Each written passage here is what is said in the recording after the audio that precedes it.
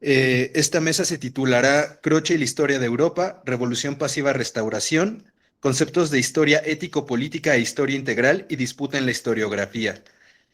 Para ello tendremos a 3 participantes el día de hoy, bastante conocedores sobre el tema, y también quisiéramos establecer una dinámica distinta a la de la mesa pasada, para que en lugar de que fuera 20 minutos de exposición por cada participante, pudiera ser una exposición que propusiera un intercambio con todos nosotros, ¿no? Con el resto de los participantes, para poder desarrollar este diálogo, que es lo que buscamos con este curso. Voy a hacer una breve presentación de nuestros participantes el día de hoy para poder dar paso a sus ponencias. En un inicio tenemos al doctor Lucio Oliver, quien es profesor investigador de la Facultad de Ciencias Políticas de la UNAM y doctor en Sociología por la UNAM. Es estudioso del pensamiento latinoamericano y trabaja sobre la crisis orgánica del Estado en América Latina. Entre sus últimos libros están La crisis del Estado integral en América Latina y La disputa en y por la sociedad civil, publicado por la UNAM, así como el libro El Brasil en situación de crisis orgánica del Estado, publicado por Claxo. En un segundo momento tenemos la participación del licenciado Agustín Artese, quien es licenciado en Ciencia Política, docente e investigador de la Facultad de Ciencias Sociales de la Universidad de Buenos Aires, y quien trabaja sobre las diferentes corrientes del marxismo italiano, en particular sobre el pensamiento de Antonio Gramsci.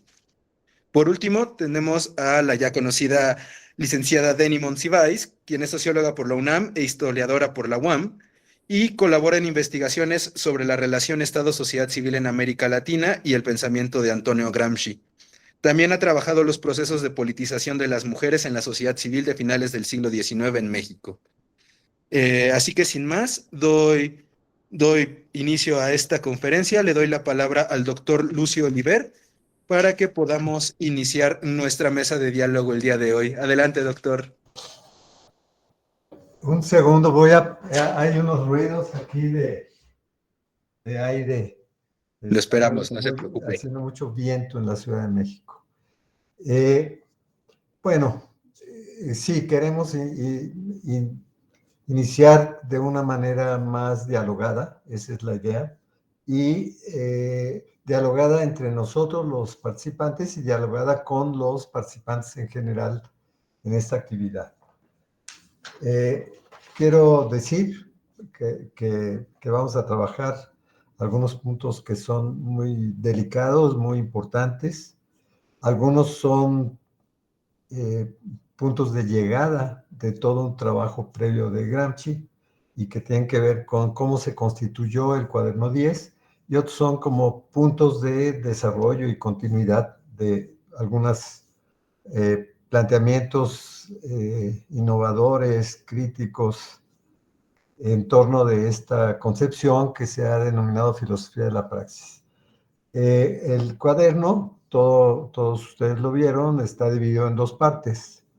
La parte 1, menor, con 12 puntos y 12 parágrafos y varias notas que recogen y desarrollan esos 12 parágrafos. Y la parte 2 tiene 3 aspectos, 3 grandes líneas. Uno es la introducción a la filosofía, la otra es algunos planteamientos críticos sobre la filosofía de Benedetto Croce, y hay un tercer punto que es como meditaciones de puntos relacionados con problemas económicos. Entonces, es ahí donde se concentra toda esta rica, digamos,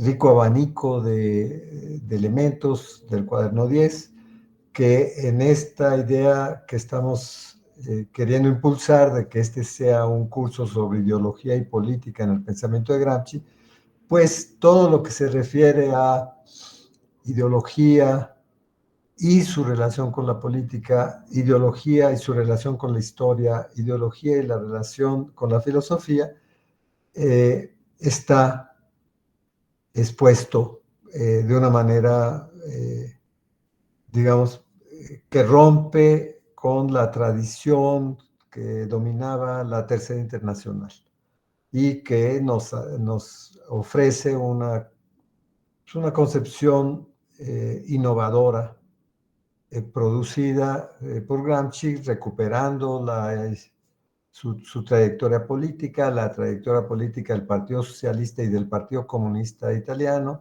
los grandes momentos de lucha, como fueron los momentos de la crisis del 19 con los consejos de fábrica, la revista L'Ordine Nuovo y posteriormente con la fundación de un partido comunista ya vinculado a la Tercera Internacional que buscó desde el principio ser un partido distinto al Partido Socialista. Gramsci siempre vio al Partido Socialista como algo más ideológico, un partido que no conocía Italia y por lo tanto sus planteamientos no surgían del conocimiento italiano, sino de la ideología. Y él quiso hacer lo siguiente, lo pudo empezar a plantear con claridad en 1923, cuando ya es electo secretario general del Partido Comunista y es desplazado por Diga, y lo desarrolló en las tesis de León de 1926, en algunos temas de la cuestión meridional de 1926 también, de junio, que se publicó hasta después, pero ahí estemos aún Gramsci que está buscando construir una precisión teórica, unos conceptos que le permitan a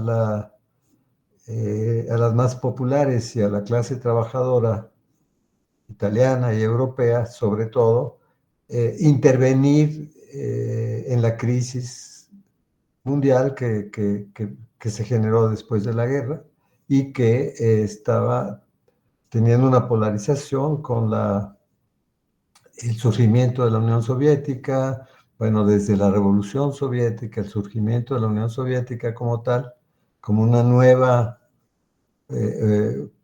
sociedad, vamos a decirlo, organizada en torno de un proyecto de transformación socialista. Y entonces, todo eso incidía profundamente en la vida política europea e italiana. Y ahí la derrota de los consejos de fábrica sí significó una gran dificultad porque eso fue lo que permitió, en cierta forma, que una fuerza que también estaba consciente de la crisis, que quería incidir en la crisis como el fascismo, empezara a tener peso político, apoyo electoral y ser una fuerza decisoria en la vida italiana. Frente a eso, la cuestión de Gramsci no fue solo contraponerse con la política, sino repensar los criterios con los cuales en Italia se estaba haciendo una política crítica, una política de emancipación, una política de transformación.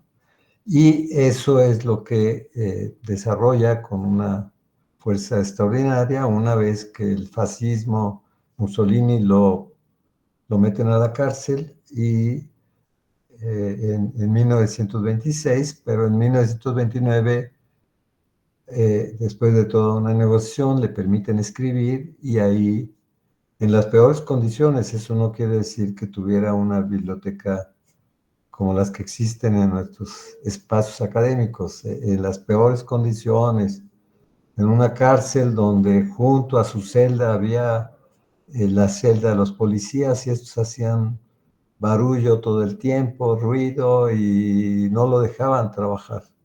Pero además había toda una constante agresión a la situación de Gramsci que entre otras cosas incluía que no atendían sus enfermedades y estas se fueron profundizando. Pero en esas peores condiciones, Gramsci logra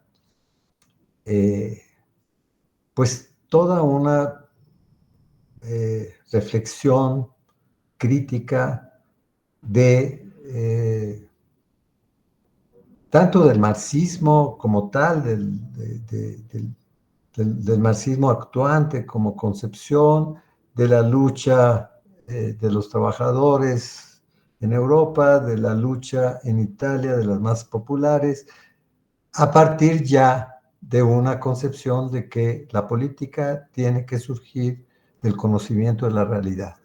Y entonces está muy vinculada a por lo menos tres aspectos que tienen mucho que ver con el desarrollo teórico de los 29 cuadernos más conocidos, en donde trata de analizar pues, la cuestión meridional en Italia, es decir, la cuestión de un sur atrasado con formas todavía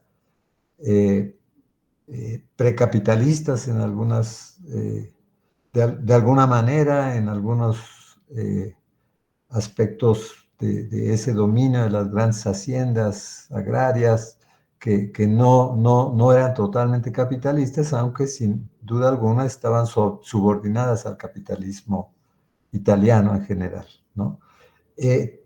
Otra cuestión es la cuestión vaticana, que es una influencia poderosa en la cultura social y que resaltaba valores contrarios a la emancipación, como la obediencia a toda costa a las instituciones, a la iglesia y al resto de las instituciones por parte de las más populares.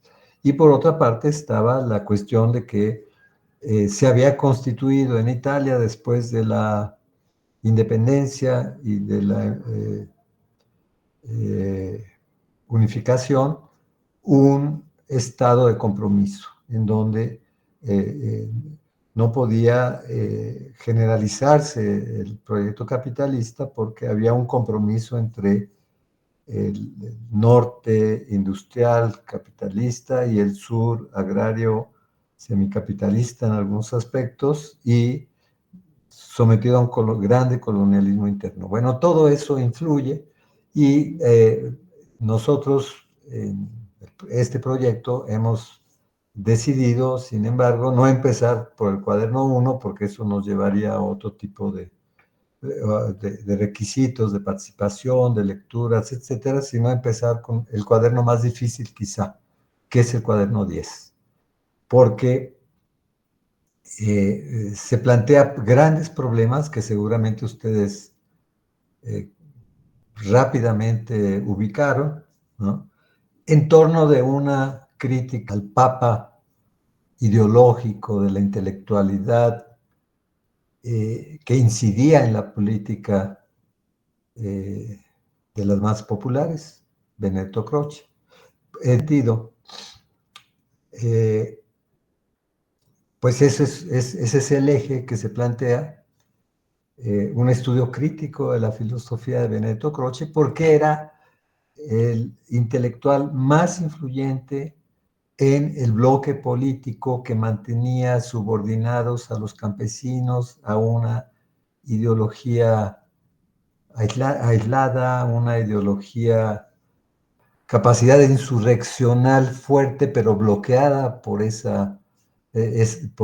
por el vínculo de la intelectualidad del sur eh, con los grandes intelectuales, con Fortunato y sobre todo con Benedetto Croce. Y en el norte, los obreros, con toda esa herencia de pasividad positivista del socialismo, del Partido Socialista, pues también estaban como atrapados. Y Gramsci concluye que hay que polemizar con el principal ideólogo de la cultura y de la política, en términos teóricos, de la política italiana, que es este autor. Y entonces nos plantea que ese va a ser el contenido del cuaderno 10. Lo que vemos es que no se queda ahí, que de hecho no solo son parágrafos que polemizan directamente con Croce y su pensamiento y sus concepciones.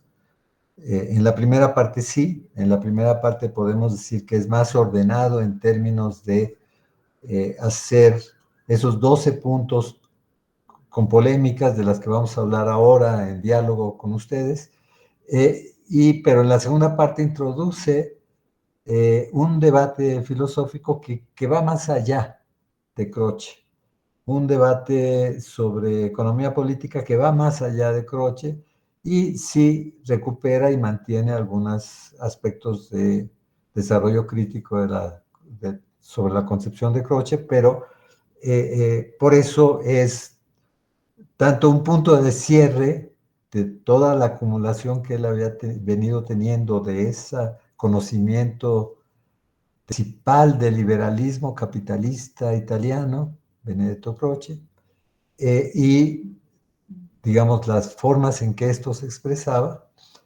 pero que junto con ese objetivo, que es el objetivo declarado, hay unos aspectos en donde Gramsci no está satisfecho solo con criticar a Croce y dice, vamos a repensar cuestiones fundamentales de nuestro marxismo para que sea un marxismo creativo, un marxismo que esté vinculado a una propuesta de disputa por la hegemonía que no incluye el marxismo economicista que domina en la Tercera Internacional.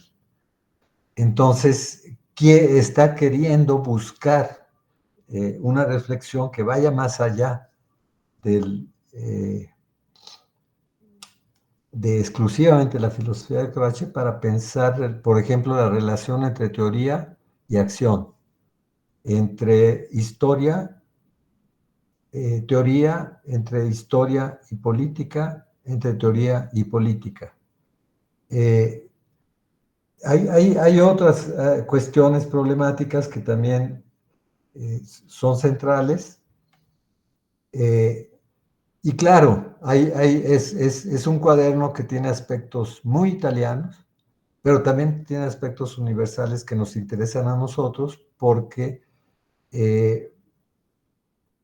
plantea concepciones que, digamos, son de un marxismo innovador, un marxismo que tiene una perspectiva integral de la sociedad y que entonces de ahí surge, de esas conclusiones surge la noción de Estado integral, por ejemplo, que es tan importante, en donde el Estado ya no son solo las instituciones políticas o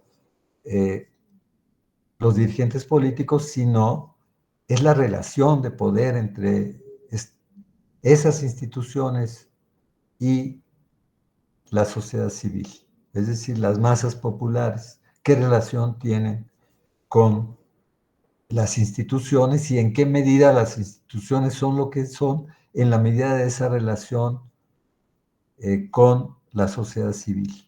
Esto es muy importante hoy para México en particular porque estamos en el 3 de abril que se conmemora la expropiación petrolera de 1938 cuando las masas mexicanas se entregaron al proyecto de recuperación soberana del petróleo después de la electricidad para constituir un proyecto de desarrollo nacional diferente y soberano. Esto quiere decir que estamos ahí ante la riqueza que tiene esta concepción del Estado integral de Gramsci para entender el transcurso histórico de nuestros países, en donde no tenemos que ver solo los estados y sus crisis en sí mismos, sino los estados en su relación con la sociedad que le da vida y que es un elemento de poder también. Bueno, esto es, decíamos, hay dos aspectos que están muy claros en este cuaderno 10. Uno es qué hacer con la influencia de la cultura dominante de una historiografía conservadora sometida a las élites, de una ideología conservadora que se basa en la distinción entre élites y masas. ¿Qué hacer? ¿Cómo superar esa situación? Que hay un contraste, Gramsci ve un contraste evidente en la historia de Italia y la historia de Francia. Y dice, en Francia hay una vinculación, digamos, de las instituciones y las dirigencias políticas con las más populares que no hay, ni en términos ideológicos ni en términos políticos, que no hay en Italia. ¿Qué vamos a hacer? Porque la producción filosófica y teórica de Croce lo que hace es fortalece ese liberalismo conservador y necesitamos disputar esa ideología para que las más populares desarrollen una capacidad política y una capacidad crítica. Entonces, y el núcleo de ese problema, pues era la cuestión meridional, la cuestión de cómo incorporar a las masas campesinas a esta lucha nacional por la emancipación. Croce tenía un punto a su favor, vamos a decirlo, porque había puesto de relieve la importancia de los hechos de pensamiento y cultura para la lucha social, para la vida moderna. Y estos hechos de pensamiento y cultura no eran tan valorados, no había un desarrollo sobre lo que significaban en el propio marxismo. Entonces, un elemento fuerte de Gramsci es cómo superamos ese economicismo marxista que ha surgido con la vulgarización inevitable quizá de las nuevas ideas comunistas en las más populares, pero que se ha transformado en algo que no era. No era un elemento de crítica de la alta cultura y de inclusión de las más populares en las luchas políticas, y ha dejado de ser crítica de la alta cultura y el marxismo ha quedado, digamos, remitido, reducido a unas ideas más o menos elementales, en donde la economía es un factor decisivo dominante, pero y se ha olvidado la importancia de los hechos de cultura y de pensamiento, y eso ha aprovechado Croce y lo ha puesto de relieve en sus obras principales, entre las destacan Teoría de la Historia y la Historiografía, destacan Historia de Europa en el siglo XIX y destaca la historia de Italia después del Resurgimiento italiano. Entonces, pero en múltiples obras, Croce fue un intelectual realmente prolífero y se ganó a pulso su influencia intelectual en Italia. Y entonces la disputa contra esas concepciones era muy importante para superar la subalternidad de las masas a esa concepción liberal conservadora. Entonces, pero Gramsci dice que eso es muy importante, que eso es parte de la concepción de la disputa hegemónica, de si la clase trabajadora y las más populares, las más campesinas quieren hacer política en serio para transformar Italia, requieren una concepción en donde esos hechos se vean como parte del dominio político y parte de una propuesta hegemónica popular.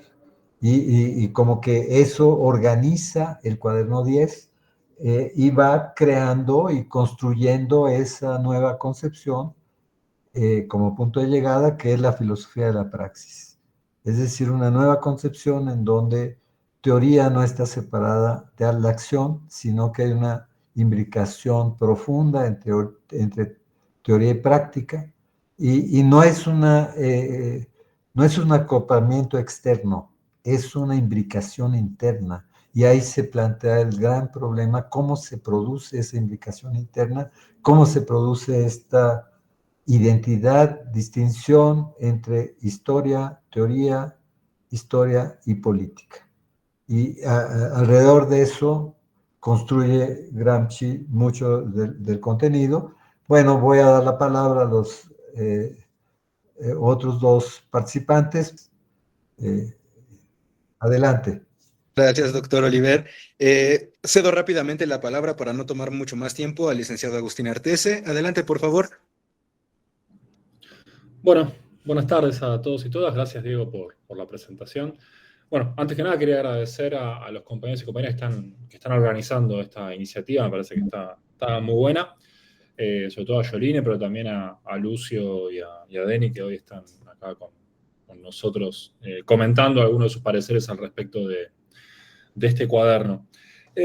Bien, yo quería hacer dos apuntes principales al respecto de este cuaderno 10. Recién Lucio comentaba que, bueno, que este curso arrancaba por un cuaderno que tenía sus complejidades, ¿no? Que no arrancábamos por el cuaderno 1, sino que por el contrario, iniciábamos el estudio de estos cuadernos especiales a partir del año 32, que es un momento ya, digamos, de cierta maduración teórica de la obra carcelaria. Los cuadernos habían iniciado a ser redactados en febrero del 29. En realidad Gramsci empieza con el trabajo más fuerte de redacción teórica hacia fines de ese año, inicios del año 30. Pero sin embargo yo creo que hay algo que ahí es interesante destacar de lo que decía recién Lucio, al respecto de las preocupaciones que llevan a Gramsci a trabajar sobre el pensamiento de Croce. Entonces, al respecto de ese punto, yo quiero hacer dos indicaciones. Por un lado, al respecto de cómo leerlo este cuaderno. Recién Lucio nos comentaba que el cuaderno 10 tiene dos partes, una primera parte un poco más breve, que trata específicamente sobre la historia de Europa en el siglo XIX, de Benedetto Croce, que es un libro que sus primeros 3 capítulos, que son aquellos que Gramsci puede leer en la cárcel, ocupan el pensamiento de Gramsci durante una buena parte de ese año 32, que es el año quizás más importante de la redacción de los cuadernos, cuando se redactan casi en simultáneo los 4 cuadernos que tenemos en nuestro curso de este año. Y yo les decía, Gramsci se ocupa de este cuaderno 10 en esas primeras páginas, perdón, se ocupa de la historia de Europa en esas primeras páginas del cuaderno 10, y en la segunda parte del cuaderno 10, quizás es la más extensa, son casi 60 notas, trabaja sobre algunos aspectos que tienen que ver con esa lectura de Croce. Entonces, lo que yo quería proponer como indicación de lectura, pero también como aporte o contribución para que discutamos ahora en un rato, o ahora mismo, tiene que ver con esa preocupación de Gramsci por Croce. Como decía Lucio, no es meramente una preocupación literaria o meramente filosófica, sino que es una preocupación inmediatamente política. A mí me parece que en ese sentido, por ejemplo, uno puede establecer un vínculo directo con el cuaderno 1 e incluso con la cuestión meridional que Lucio recién comentaba, que está en ese itinerario hacia los cuadernos, que es un texto de 1926. Porque una forma de leer este cuaderno, y que yo creo que aclara la lectura dentro de ese pesado registro filosófico, es leer ese cuaderno a partir de una perspectiva estratégica. Es decir, intentar leer cuáles son los problemas políticos que Gramsci está buscando dilucidar, alrededor de los cuales se está intentando trabajar a la hora de escribir este cuaderno. Y yo creo que esa perspectiva estratégica se puede ver, por un lado, en la génesis del cuaderno, y en la preocupación de Gramsci por esa obra, que es la historia de Europa en el siglo XIX. Porque Gramsci no es que quiere discutir solo el siglo XIX, sino que quiere discutir en qué forma esa obra de Croce sienta un paradigma de lectura para entender la crisis del Estado liberal en el siglo XX, es decir, el problema que condiciona, que estructura, que especifica la biografía política de Gramsci, por un lado, pero también los desafíos del entero movimiento obrero de principios del siglo. Y especialmente los desafíos que el movimiento obrero y el movimiento comunista internacional estaba afrontando entre la década del 20 y la década del 30. Es decir, la hipótesis de Gramsci es, Croce, al discutir sobre la historia del siglo XIX, está proponiendo un canon de lectura del siglo XX y con ello está diciendo qué es racional y qué no es racional, va a decir Gramsci, ¿no? Buscando indagar en la dialéctica histórica crociana. Y yo creo que hay una pista interesante, está en leer algunos textos precedentes que después dan forma al cuaderno 10, y que son elementos que ustedes tienen en una parte de la bibliografía para este encuentro, que es en la selección de los cuadernos, pero también en el texto de Fabio Frosini, que los compañeros y compañeras les acercaron, que es para pensar ese cuaderno 10 en vinculación directa con dos materiales precedentes. Uno son algunas notas del cuaderno 8, que Gramsci escribe casi simultáneo, el cuaderno 8 es de esos mismos meses del cuaderno 10, y el otro elemento son las cartas que Gramsci escribe en ese periodo, porque ahí es donde se visibiliza con mayor claridad, venimos a decir, la perspectiva política que tiene Gramsci al momento de escribir las notas sobre Croce, que como recién decía Lucio, parecen tener un registro filosófico muy denso, pero cuando uno las filtra por la perspectiva estratégica, ganan en claridad esas notas, y sobre todo la articulación de esas notas adquiere un sentido inmediatamente político, incluso de la intervención de Gramsci en el movimiento comunista internacional, acerca de la recomposición del orden burgués, de las diferentes hipótesis acerca de la estabilización del capitalismo en los años 20, inicio de los años 30, de cómo leer la crisis del 29, de cómo leer la emergencia de las masas, ¿no? De pensar la naturaleza recompositiva del fascismo. Todas estas hipótesis están en juego en este cuaderno, y quizás no parecen tan explícitas por momentos, pero quizás podemos sí reconstruirlas. Entonces yo quería destacar algunas cuestiones. Primero, que el cuaderno 10 arranca con algunos puntos que Gramsci propone para poder leer la obra de Croce. A mí me parece que en función de lo que recién decía Lucio, Gramsci ahí visibiliza por qué le interesa Croce. Dice, a mí me interesa Croce primero porque propone una lectura filosófica que busca negar y superar al marxismo. Y eso Gramsci lo dice claramente en las cartas. La apuesta crociana, de la historiografía crociana, y la dialéctica que está dentro de esa historiografía, tiene el propósito de liquidar al marxismo. Sobre todo después de la guerra, después de la Revolución Rusa. Entonces pensemos que la prosa de Croce y su tono filosófico y su apuesta política están directamente relacionadas con la emergencia del movimiento obrero que se hace Estado en el 17. Es decir, la obra de Croce tiene un fundamento inmediatamente político en la historia reciente que Gramsci está pensando y en la Italia contemporánea de Gramsci. No es meramente una obra filosófica. Un segundo punto que dice Gramsci en ese cuaderno 10, pero lo dice en el cuaderno 8 y lo dice en las cartas, es que Croce en el siglo XIX tuvo una influencia determinante en ciertas corrientes internas al socialismo internacional y al marxismo en términos revisionistas. Es decir, Croce fue muy influente sobre lecturas hegemónicas del marxismo en el socialismo, él cita a Bernstein, y sobre corrientes hegemónicas en el sindicalismo, y Gramsci cita a Sorel. Es decir, Croce, entonces, por un lado, está haciendo una apuesta teórico-política para responder a la Revolución Rusa y para construir la forma ideológica de la respuesta burguesa. Punto 1. Punto 2, Croce es un filósofo que tiene una gran capacidad para permear a la intelectualidad crítica, revolucionaria, reformista, pero de todos modos a la intelectualidad del momento obrero. Entonces, como filósofo, Croce es un ideólogo fundamental porque es aquel que logra incorporar e influenciar a las referencias ideológicas, políticas y dirigenciales del movimiento obrero. Ya lo hizo a fines del siglo XIX y dice Gramsci, esto puede suceder a inicios del siglo XX. Y en tercer lugar, y este es el tercer punto de esas notas que Gramsci escribe, antes de entrar en la apuesta crociana de la historia ético-política, que ahora les voy a comentar algo brevemente, Gramsci dice, ¿cuál es la importancia de Croce? La importancia de Croce es que aparte es un autor de extrema popularidad.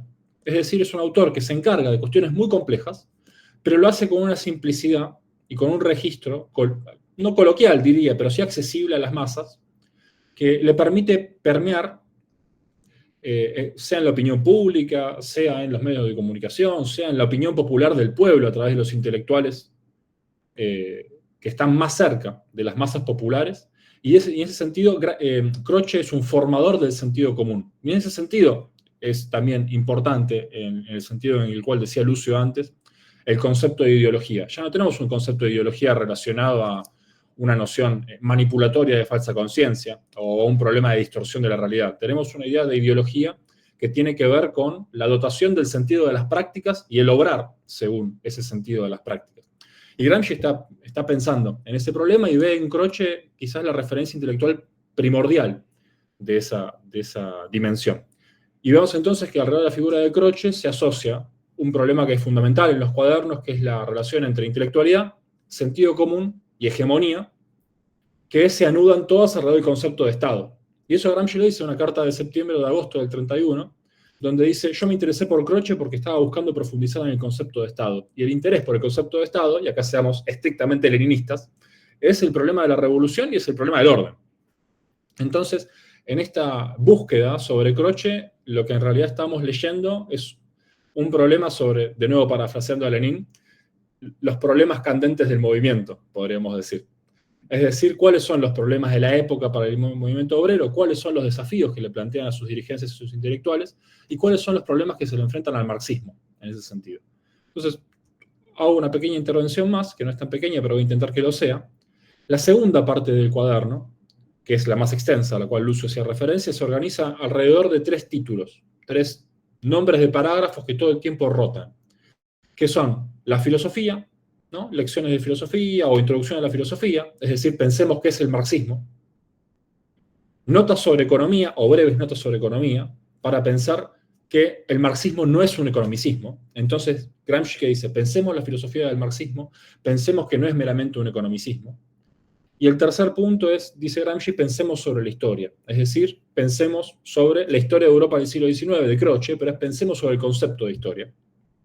Y esos son los tres puntos que se juegan, los 3 elementos filosóficos que se juegan en el cuaderno 10, que tienen que ver inmediatamente con la discusión política que a Gramsci le interesa presentar, en general y al respecto de Croce. ¿Por qué? Porque por un lado Croce buscaba liquidar al marxismo diciendo que era meramente un economicismo. Entonces, Croce decía, el marxismo es una posición parcial, y eso lo dice en la historia de Europa. El marxismo solo presenta la lectura económica del mundo, que parece un dios oculto, y con ello no puede explicarnos la vida ética y moral. Y en realidad, dice Croce, esa vida histórica solo puede ser explicada a través de su paradigma, la historia ético-política, que es, como dice Gramsci, la lectura que hace la burguesía acerca de su propio desarrollo histórico, es decir, donde la racionalidad es la racionalidad burguesa, ¿no? A la forma de Hegel. Sin embargo, la época de Hegel es diferente a la época de Croce. La época de Hegel es el ascenso de la burguesía, es la lucha de la burguesía contra el feudalismo. Y dice Gramsci, la época de Croce es la época donde la burguesía tiene que responder ante el desafío de la nueva clase dominante. Y eso Gramsci lo enfatiza todo el tiempo en los cuadernos. El cuaderno 3 es un tema central, la clase obrera que se presenta como organización, como sujeto político masivo frente a la burguesía y la desafía en cuanto a clase dominante. Y entonces Gramsci dice, bueno, Croce nos presenta una alternativa ideológica, que es la historia ético-política, ¿no? Que quizás parece una fórmula medio difícil de leer, parece una fórmula compleja, y Gramsci la presenta con bastante sencillez. Dice Gramsci, la historia ético-política es una dialéctica domesticada, dice, es una dialéctica amañada. Es aquella dialéctica en donde todo aquello que se presenta como un desafío al orden burgués es criticado como parcial, reduccionista y en última instancia antihistórico e irracional. Y Gramsci ¿qué dice? Croce lee así la Revolución Francesa. Croce dice, los jacobinos son irracionales y la restauración es el momento de la estabilización. Es el momento de la traducción del espíritu público en ley, en Estado, ¿no? A la Hegel. Y Gramsci dice, bueno, pero en realidad Croce no nos habla del siglo XIX, Croce nos habla del siglo XX, y dice, los jacobinos del siglo XX son los bolcheviques, dice Gramsci, y la crítica crochana al jacobinismo por irracional y antihistórico es una crítica profundamente anticomunista y una crítica profundamente antibolchevique, en última instancia. O antirrevolucionaria, ¿no? Más allá del bolchevismo como corriente política. Dice Gramsci, Croce es un ideólogo contrarrevolucionario porque es un ideólogo en contra del ascenso del movimiento obrero y de su filosofía, del marxismo. Que a diferencia de lo que dice Croce, que la critica como una filosofía cerrada, economicista, es una filosofía abierta, es una filosofía cuya única premisa metodológica es el conflicto, ¿no? Gramsci dice, es imposible prever nada, no se puede proponer leyes con el marxismo. El marxismo solo nos permite prever que lo único previsible es el momento de la lucha. Entonces, derivando de la tesis sobre Feuerbach, ¿no? De que la verdad solo se puede justificar en la realidad, es decir, en la disputa, Gramsci dice, a diferencia de la filosofía crochana, el marxismo es una teoría del conflicto, es una filosofía del conflicto, es decir, es una filosofía de la praxis. Y esa es la apuesta política del cuaderno 10, y cuando uno lee el cuaderno 10 de esta forma, yo creo que se abre, ¿no? El texto y podemos leer esos registros, ¿no? El registro de qué es el marxismo, que después va a a consolidarse en el cuaderno 11, que ustedes van a leer en los próximos encuentros, ¿no? Pensando en el marxismo como filosofía autónoma, que es el marxismo no como un economicismo, que son esas notas sobre economía, y donde dice Gramsci, la economía en última instancia son relaciones de fuerzas cristalizadas, entonces la economía es política, entonces el marxismo no es un economicismo, es una teoría política del conflicto, dice Gramsci, que permite leer que la economía son relaciones de fuerza que pudieron ser estabilizadas por la derrota de las clases antagonistas. Y como yo les decía, la última pata de eso, que es la que engloba todo, en realidad es la crítica de Croce, al cual Gramsci critica como filósofo de la revolución pasiva. Y lo critica en este sentido, ¿no? La revolución pasiva para Gramsci puede ser leída en diferentes registros. Yo creo que Gramsci la lee como una gran fase de estabilización, de una gran fase de respuesta a la amenaza revolucionaria rusa. En ese sentido, Gramsci lee el siglo XIX, ¿no? Dice, el siglo XIX es un gran ciclo de revolución francesa que se va estabilizando. Es decir, después del 89 es una gran revolución pasiva que tiene su momento culmine en la restauración y que después tiene su momento definitivo en la derrota del movimiento obrero parisino en el 71, ¿no? Con la derrota de la Comuna de París. Entonces Gramsci dice, bueno, intentemos entender las enseñanzas del siglo XIX para el siglo XX y pensar cómo hay un intento de estabilización. Y pensar el fascismo y el nazismo como ese intento de estabilización. De largo plazo, ¿no? De reforma profunda de las relaciones de fuerza. Gramsci lee así el Fordismo en el cuaderno 22.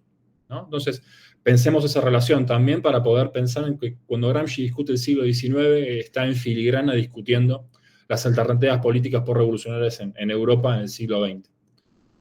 Y por Perdón, último, licenciado, sí, tres minutitos más, por favor. cierro con esto para pensar dígame Agustín, por favor, el licenciado, de una formalidad que preferiría evitar. No, quería decir esto, que pensemos en las enseñanzas metodológicas de esto para pensar la región en los últimos 40 o 50 años, sobre todo después de los años 70, ¿no? Es decir, Gramsci propone una relación directa entre crisis del Estado en la primera posguerra, es quizás el vector más importante de los cuadernos, para mí es sin duda el vector estratégico de los cuadernos, la crisis del Estado y las respuestas por izquierda y por derecha, y los intentos de recomposición. Bueno, una lectura posible de nuestra región tiene que ver con esos procesos de crisis y estabilización, ¿no? Y en la forma en la cual periodizamos. Yo creo que una posibilidad es pensar justamente en las oleadas de recomposición a partir de coyunturas de crisis en ese sentido, ¿no? Y no pensar meramente como se ha hecho en los últimos 20, 25 años, al concepto de revolución pasiva meramente como un proceso de reforma estatal, ¿no? De reforma desde arriba, ¿no? Estatal en el sentido de vertical, de arriba hacia abajo, o de mera integración a través de la satisfacción de demandas, sino que me parece importante que podamos pensar en la revolución pasiva como la respuesta a la crisis, pero la crisis en realidad para Gramsci es la constante emergencia del antagonismo obrero popular, ¿no? Entonces, me parece interesante que podamos pensar en la noción de revolución pasiva como esa constante gestión del antagonismo que emerge, ¿no? Que a veces emerge en forma fenoménica, episódica, ¿no? Y a veces emerge de forma más latente, pero emerge al fin. Y eso Gramsci creo que lo dice muy claramente cuando dice los intentos de recomposición todo el tiempo están calculando la amenaza que constituyen las clases subalternas, ¿no? Lo dice Gramsci al final del cuaderno 6.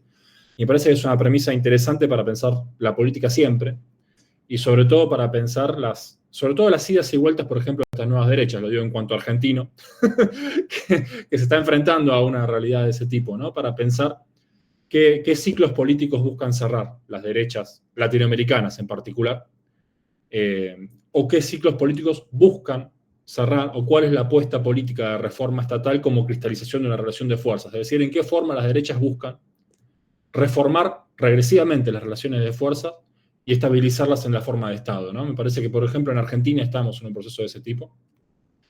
Ha habido idas y vueltas en los últimos años, pero incluso la curva, digamos, del progresismo creo que puede ser leída incluso en ese sentido.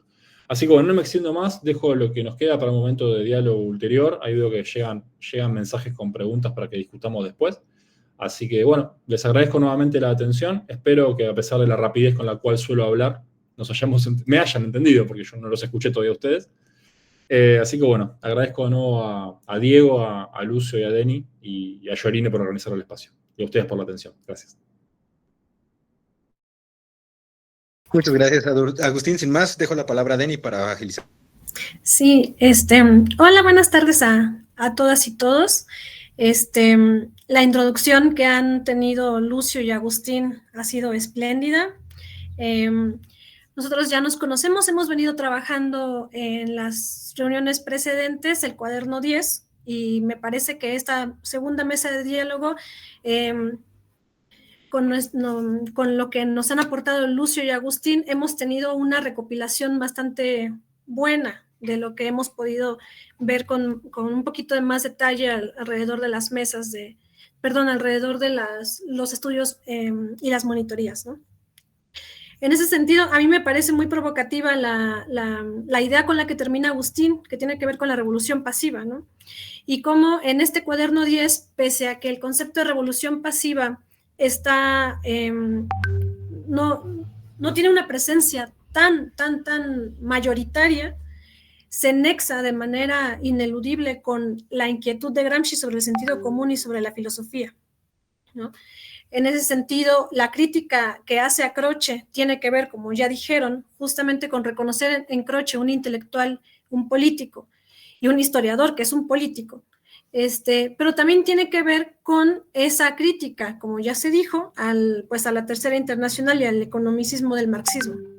Entonces, cuando Gramsci trabaja con Croce y hace esta lectura de la filosofía crociana y de la propuesta historiográfica crociana, tenemos que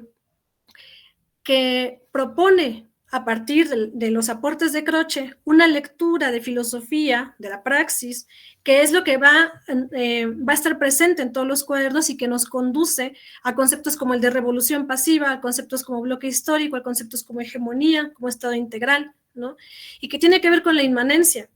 Es decir, la filosofía, dice Gramsci, no es solamente aquello que hacen los intelectuales o aquella filosofía especulativa, escolástica, sino que la filosofía es eminentemente práctica, ¿no? Y esto, en alguna de las notas, Gramsci dice, si Croce concibe a la religión como algo que se incorpora en el sentido común de las masas, la filosofía es algo similar, la filosofía de la praxis es algo similar. Las masas han incorporado la filosofía de la praxis como ideología y entonces se tiene que resolver la tensión, como justamente señalaba Agustín, la tensión que generan las masas irrumpiendo en el Estado.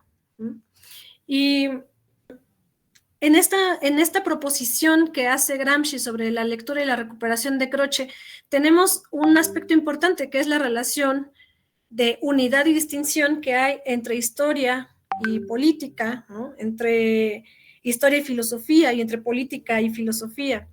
Es decir, no se puede concebir a la filosofía o a la teoría de manera aislada a la historia como vida práctica, ¿no?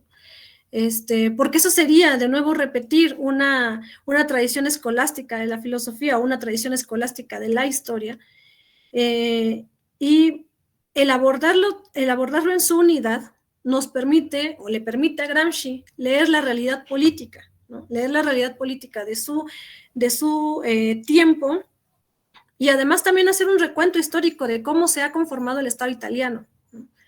Y esta, que es una propuesta, además de todo, política y metodológica, es lo que nos permite en el presente también poder hacer el análisis políticos respecto a la relación Estado-sociedad civil, ¿no? Sobre los estados reformistas, los estados progresistas. Y en ese sentido, yo no quisiera, como ya he estado trabajando con la mayoría de ustedes en las mesas, en las monitorías, yo no quisiera ahondar más en aquello que hemos podido trabajar allí, sino que podamos abrir el diálogo, ¿no? Al análisis, teniendo en cuenta esta propuesta teórica y política de Gramsci, ¿no? O sea, el método histórico-político.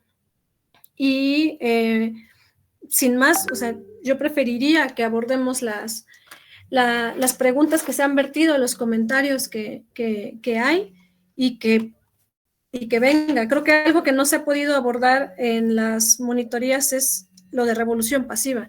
Entonces, teniendo aquí a Agustín y a Lucio, creo que sería riquísimo el debate sobre revolución pasiva, y también teniendo en cuenta que pudimos tener acceso al texto de Modonesi sobre revolución pasiva. Entonces, venga, dejo la palabra a Diego para...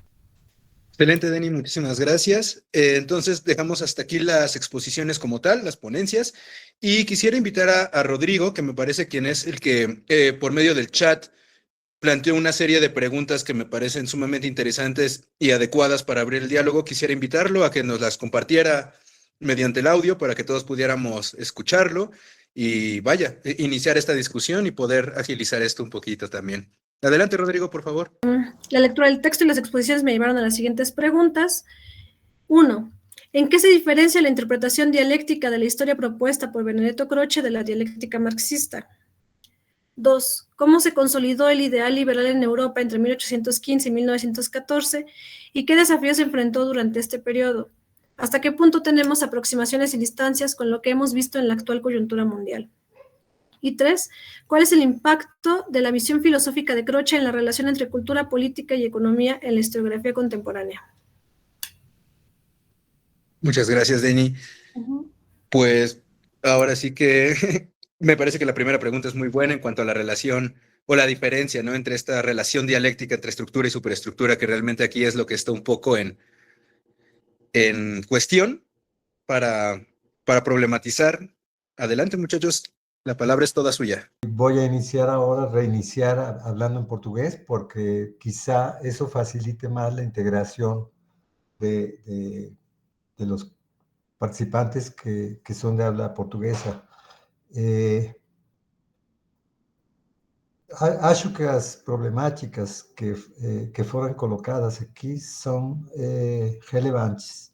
São relevantes no sentido de entender, primeiro, que o debate sobre a hegemonia, da disputa da direção política da sociedade pelas forças políticas, pelos seus representantes, tem que incorporar também uma noção das influências intelectuais principais que existem nas sociedades. Que nossa análise da história particular dos nossos países tem que considerar qual é essa estrutura ideológica da sociedade, qual é a relação entre a alta cultura e a cultura popular, e qual é a situação da cultura popular particularmente, porque essa é a ideia do Gramsci nestes cadernos 10, 11, 12 e 13, é que a cultura popular é uma força política e tem que ter uma contribuição essencial à disputa hegemônica. Isso é novo. Novo quer dizer na condensação teórica do marxismo, porque Lenin, como Agustín falou, já tinha colocado essa ideia muito claramente. A luta da Revolução Russa de fevereiro a outubro é uma luta para incluir as massas populares no debate pela hegemonia política da sociedade. Então, isso que Lenin fez como prática política, Gramsci quer pensar. Como fazemos nós para incluir as massas populares como elemento da hegemonia? Porque justamente da disputa hegemônica, porque justamente isso é o que Croce, grande intelectual italiano, não quer. Ele não quer isso. Ele quer que Itália avance e avance no progresso social a partir da expansão cultural da noção de liberdade. Mas aí a pergunta do Gramsci é: o que significa liberdade para as massas populares? Será que elas têm incorporado a ideia de liberdade no mesmo sentido que as elites que dirigem a esta sociedade? E aí ele responde não. Para as massas populares, essa ideia de liberdade é ideia de autoritarismo, patriotismo, né? Nacionalismo, e não tem essa ideia de criatividade autônoma para enfrentar os problemas do país. Então, aí aparece uma questão fundamental, de por que se precisa essa disputa contra Croce. Uma outra questão que foi já colocada pela última pergunta foi: e qual é a diferença entre a noção de dialética de Croce e a noção de dialética de Gramsci? Que é uma questão muito importante, porque, na verdade, a noção de dialética de Croce, como Gramsci coloca neste caderno 10, é uma noção deformada, tergiversada da ideia original de dialética de Hegel. Para Hegel, a dialética é o caminho de ir das aparências até as essências e até os conceitos que se apropriam da realidade. E isso inclui a contradição. A contradição é fundamental na dialética. Quer dizer, a ideia de entender que a contradição é o que gera uma nova realidade, uma nova possibilidade. E Croce transforma essa ideia de dialética para dizer a sociedade é composta de diferentes agrupações, de diferentes interesses. Então, a dialética é a unidade dos distintos, da diferença. Então, uma coisa é dialética como síntese superadora das contradições, que é a noção de Hegel, e depois que Marx pega, né? E outra coisa é a dialética como unidade dos distintos, unidade dos diferentes, que é a noção de Croce, porque Croce não quer entrar no problema profundo da luta estrutural na sociedade. Ele não quer, ele acha que na ideia de liberdade todo mundo pode se identificar e com isso todo mundo pode fazer parte desse progresso da sociedade. Então, é muito importante, por isso a questão da dialética é um objetivo de trabalho teórico do Gramsci, esclarecer o sentido profundo da dialética como reconhecer as contradições da sociedade e superar essas contradições pela luta social e pela luta das classes sociais e das massas populares, que essa é a diferença para... Inclusive, Croce nem se interessa bem porque qual é o sentido da liberdade das massas populares. Ele acha que vai ser um guarda-chuvas que vai acolher todo mundo, né? Numa ideia de debate diplomático das diferenças. E Gramsci sabe que não. Sabe que as contradições não significam uma passagem pacífica da tese para antíteses e para sínteses. Até porque Croce e muita intelectualidade acha que esse manejo da passagem das teses às antíteses para as antíteses e para as sínteses pode ser tranquilo, pacífico, debatido. E Gramsci responde, não, a gente não sabe, porque a gente não sabe como a contraposição à situação dominante vai ser, e as mais populares têm a palavra. E as mais populares têm a palavra, devem ter a palavra, é um chamado para incluir as mais populares no processo da disputa pela hegemonia. Então, aí é que aparece a importância da dialética recuperada pelo Gramsci perante a dialética da diferença do Croce.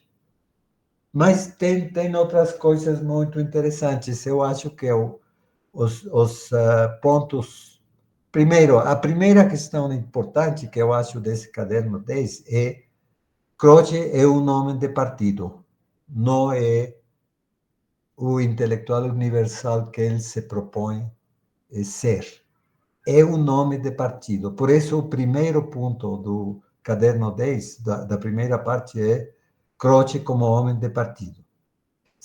Outros problemáticas interessantes para nosso debate é o ponto 6, né, que Croce transforma uma concepção historiográfica de revolução passiva, que na origem desse conceito era uma advertência, era olhem que pode ser que as elites peguem as demandas da sociedade e eles queiram realizar essas demandas sem intervenção das massas populares.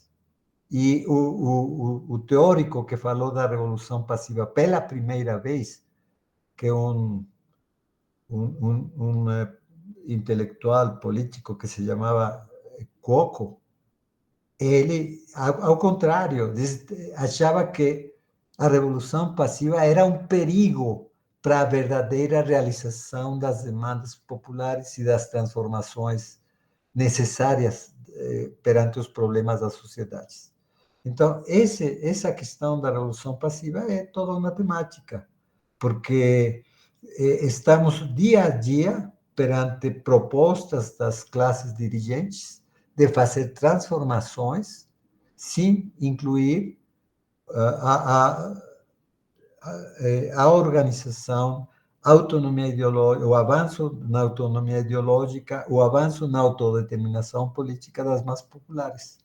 Então, é a ideia de dirigir desde acima, né, os silos da ação social e da vida política. E, perante essa concepção, Gramsci está totalmente contra, que acha que a revolução passiva é uma dificuldade, é uma tendência, sim, mas é uma tendência que, no final, expressa mais o temor à ação independente das massas populares que uma verdadeira proposta de transformação. Então, por isso é que Gramsci está por lutar contra a noção de revolução, contra a realização das transformações a partir de uma noção de revolução passiva. Ele diz, não, a revolução tem que ser a luta pela hegemonia, incluindo a atividade independente das massas populares. E isso é muito importante. Não quer dizer que perante a revolução passiva só fique a luta de movimentos. Não, porque Gramsci já sabe, já está entendendo que a luta ideológica para incluir as massas populares na política é mais importante que qualquer movimento imediato espontâneo. O importante é criar, e isso está aqui contribuindo com os elementos que aparecerão no caderno 13, né? Criar uma vontade coletiva nacional popular. Essa é a ideia, vamos para lá. E essa vontade coletiva nacional popular está vinculada à luta pela hegemonia civil. E as duas são parte da luta pela incorporação das massas populares à política, como elemento central da política, da vida política. E aí se contrapõe totalmente contra Croce, que estava procurando passivizar a sociedade, criar uma noção de avanço cultural elitista, sem que as massas populares mudaram de situação. Então, por isso, os parágrafos da primeira parte do caderno 10, 6, 7, 8, 9, 10 e 11 são muito importantes, são muito políticos também. Né?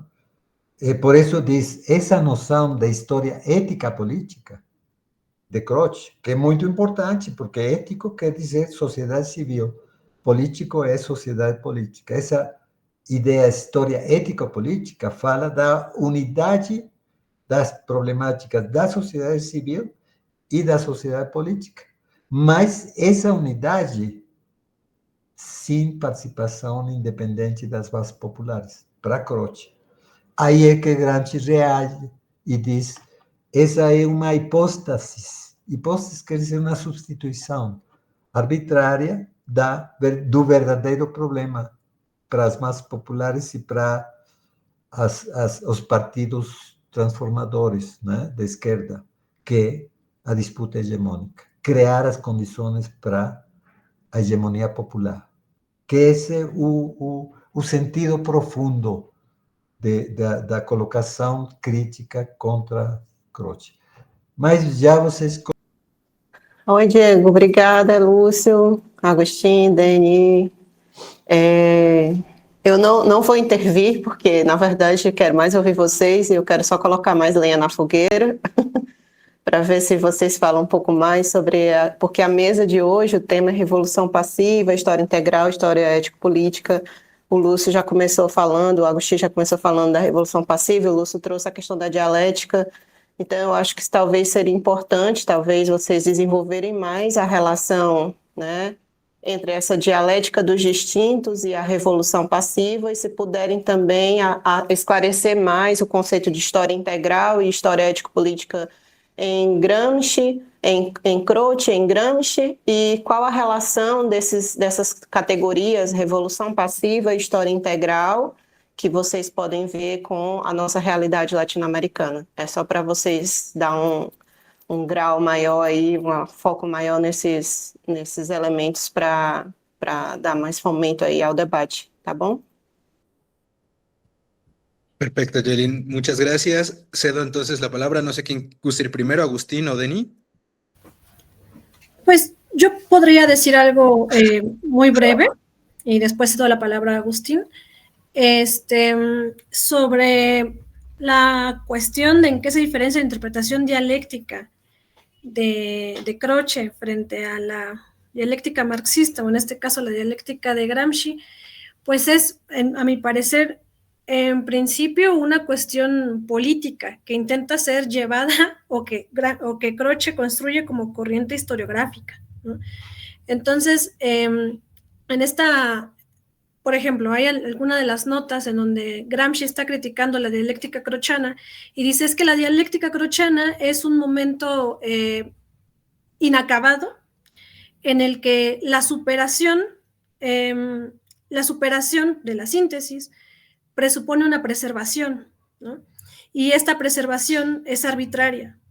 Pero en términos políticos, la preservación permite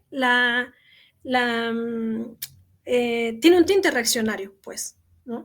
Tiene la función política de limitar la autonomía de las masas.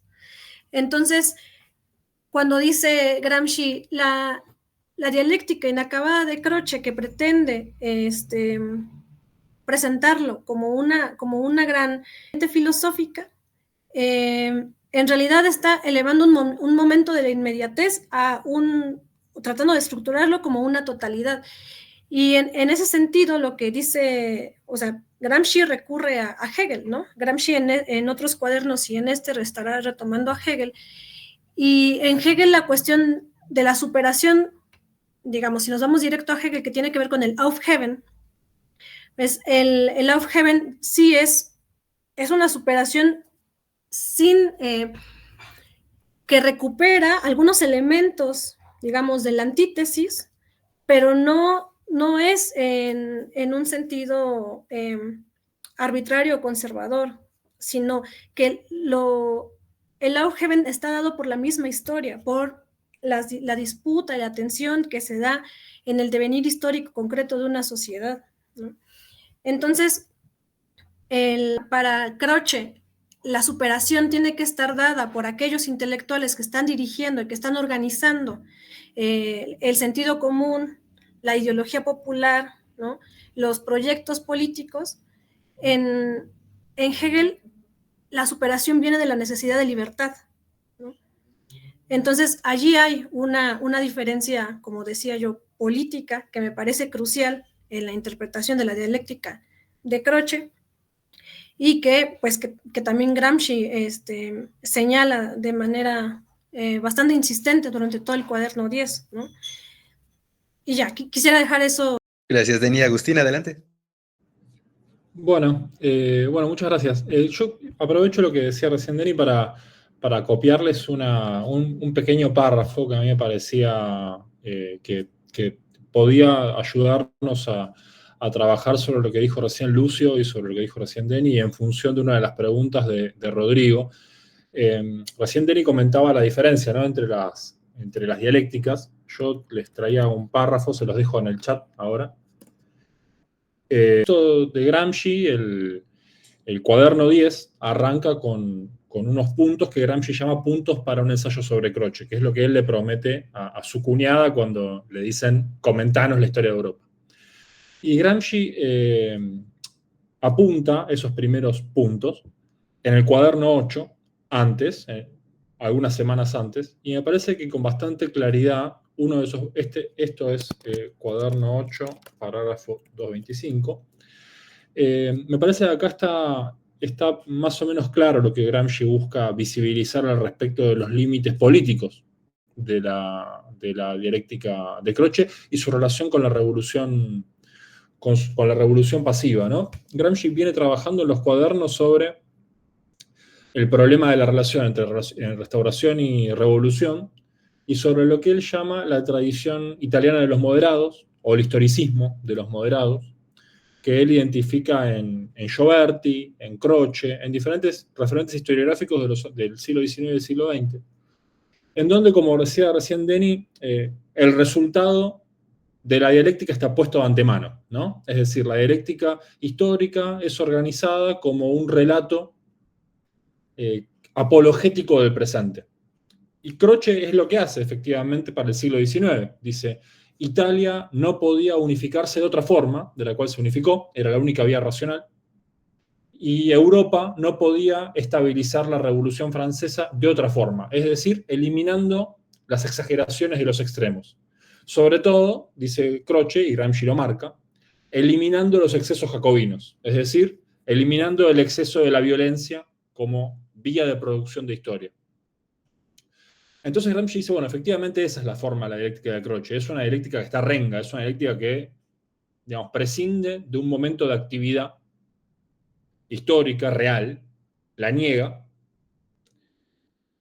y decreta cuál tiene que ser el resultado, entre comillas, racional de ese proceso. Y es la operación que Croce hace para el siglo XIX, donde dice, la Revolución Francesa solo se podía terminar produciendo como se produjo, es decir, eliminando a los jacobinos, que eran unos revoltosos revolucionarios irracionales. Y Gramsci ve ahí que Croce lo que está buscando hacer es, en realidad, negar la iniciativa histórica de los trabajadores, de los comunistas del siglo XX. Y Gramsci está viendo ahí que hay una apología del fascismo. Mediada, hay un rodeo, pero sin embargo Gramsci está leyendo eso. Y cuando uno hace el ejercicio de leer esos primeros 3 capítulos de la historia de Europa, parece muy transparente ese intento. Entonces, al respecto de esa pregunta sobre la forma de la dialéctica, tiene implicancias directamente políticas. Incluso para el presente, ¿no? Que Lucio un poco hacía la invitación a que pensemos, y también Denny, ¿no? Que hacía la invitación a que pensemos sobre la contemporaneidad de esta perspectiva. Yo creo que en relación a la relación entre historia ético-política, historia integral y revolución pasiva, este cuaderno 10 y sus antecedentes inmediatos en el cuaderno 8 nos dan una lección en primera instancia metodológica, me animo a decir incluso epistemológica, en el sentido de que nos permiten entender todo el tiempo la historia como una sustancia abierta, sujeta al resultado de conflictos particulares, que están incorporadas dentro de tendencias de conflictividad más generales, ¿no? ¿En qué sentido lo digo? Por ejemplo, Gramsci piensa esto al respecto del siglo XIX, cuando dice el destino de la unificación italiana podría haber sido otro. La forma en la cual Italia se unifica tiene que ver con un balance de fuerzas interno dentro de Italia, dentro de una tendencia general a la estabilización liberal. En el caso del siglo XX, Gramsci dice, la estabilización burguesa en Italia después de 1922, después de la derrota del Bienio Rojo, no era la única posible. El hecho de pensar que la historia avanza por el conflicto nos permite hacer primero la autocrítica de las limitaciones del movimiento insurreccional italiano de los años 20, ¿no? El 19-20 y la forma en la cual hemos pensado la revolución en Italia, ¿no? Entonces ahí está todo el debate acerca de las limitaciones obreristas del Bienio Rojo, las dificultades de conectar con los campesinos del sur y con el proletariado agrario, etc. Que, como bien decía Lucio al inicio, un balance preliminar, si uno piensa en los cuadernos, un balance preliminar está en la cuestión meridional de 1926 y en la tesis de Lyon de enero del 26. Y por otro lado, pensándolo desde los años 30, Gramsci claramente dice, bueno, veamos que el fascismo no era la única alternativa, aceptar la verdad fascista y la verdad ideológica de Croce es parte de la derrota. Por ende, hay que abandonar el programa hay que abandonar pensar la revolución pasiva como única posibilidad efectiva, porque eso solo nos lleva al pesimismo y al derrotismo. No hay que hacer como la Tercera Internacional después del Sexto Congreso, ¿no? No hay que pensar en clase contra clase y no hay que ser catastrofista, porque es inviable desde el punto de vista político, sino que hay que leer la historia de esa complejidad, es decir, como cada momento cristaliza relaciones de fuerzas dentro de una situación general.